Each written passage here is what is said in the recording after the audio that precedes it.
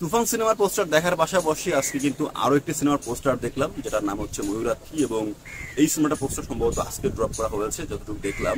তো পোস্টারটা আপনারা এই মুহূর্তে আমার পাশে দেখতে পাচ্ছেন, এবং সিনেমার পোস্টারে আমরা দেখতে পাচ্ছি ববি হককে এবং হচ্ছে দীপকে। সিনেমাটার নাম ময়ূরাক্ষী, এবং পাখি, বৃক্ষ এবং মানুষের কম্বিনেশনে যে পোস্টারটা ডিজাইন করা হয়েছে সেটা কিন্তু বেশ ক্যাচি লাগতেছে, এবং আমি পার্সোনালি পোস্টারটা কিন্তু বেশ পছন্দও করেছি।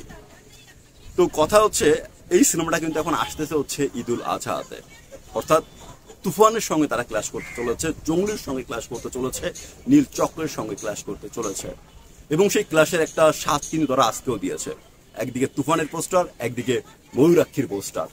যদিও এই সময় আসলে তাদের এই জিনিসটা করা উচিত হয়নি, কারণ হচ্ছে আজকে ম্যাক্সিমাম জায়গায় হচ্ছে আলোচনা হবে তুফান নিয়ে, এবং এখন একটা তুফানময় পরিবেশ কিন্তু তৈরি হচ্ছে, এবং এই তুফানের মধ্যে যদি কোনো কিছু পড়ে তাহলে সেই ব্যাপারটা উড়ে যাবে, হারিয়ে যাবে।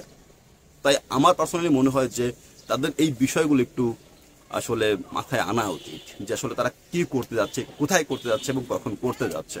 এই যে দেখেন, জাস্ট কিন্তু তুফান না, তুফানের পাশাপাশি ঈদুল আজহাতে কিন্তু আরো বড় বড় অনেক সিনেমা আসতেছে, জঙ্গলি আসতেছে, নীল চক্র, আরো দু একটা সিনেমা আসবে, যেমন কবিও আসবে। তো এর মাঝে যদি এরকম একটা রোমান্টিক সিনেমা আসে, যেটা বোঝা যাচ্ছে পোস্টার দেখে রোমান্টিক সিনেমা, এবং ময়ূরাক্ষীর সঙ্গে যে তারা স্লোগানটাও ইউজ করছে যে বেঈমান পাখির গল্প, সেখান থেকে মনে হচ্ছে একটা রোমান্টিক সিনেমাই হবে। তো এই ধরনের রোমান্টিক সিনেমা আসলে কতটা স্ট্রেস পাবে এবারে কোরবানিতে? পাবে না আমার কাছে মনে হয়। স্বাভাবিকভাবেই এমনিতেও বড় সিনেমার বাইরে যে সিনেমাগুলো আসে সেই সিনেমাগুলো হলেই পায় না। তো কেন তারা আসতেছে? তাদের জন্য তো অনেক টাইম থাকে ভাই, তারা কেন আসে? আমি জানি না আসলে কেন আসে, এবং এই ক্লাসে কিন্তু আসলে অনেক বড় ক্ষতি হয়। আমি এই রোজারিদের কথাই বলি, রোজারিদে কি না কি হয়েছে ভাই, সবাই দেখছেন।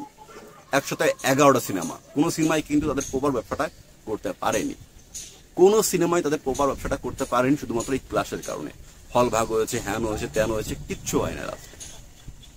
তো যদি এই রকমের তুফানের ঝড়ে এবার এই সিনেমাগুলো হাজির হয়, তাহলে তারা কোথায় যাবে?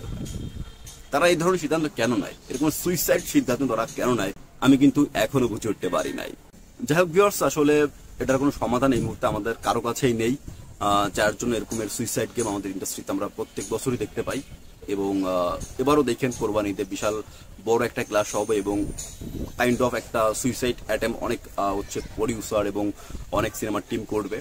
এখন দেখা যাক যে আসলে সেই সুইসাইড গেমে আসলে কে কতটা সার্ভাইভ করতে পারে। ওকে, দ্যাটস ইট, এর বাইরে একটা কিছু বলার নাই।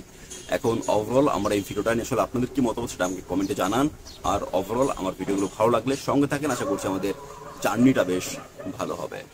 ধন্যবাদ সবাইকে।